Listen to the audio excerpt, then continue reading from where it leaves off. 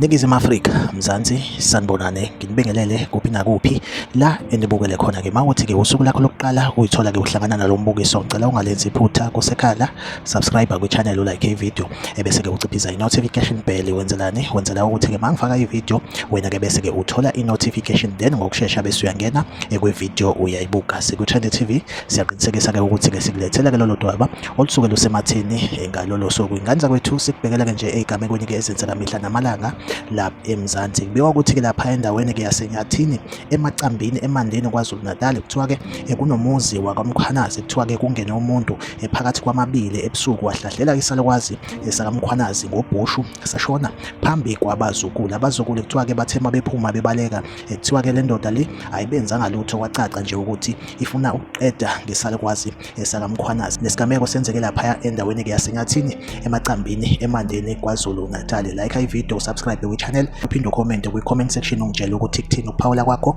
ngalolu daba. Siku-Trend TV ngizohlezi ngikhona ngulethela-ke indaba eyisematheni usuku nosuku. Asihlangabezane kwi-video elandelayo.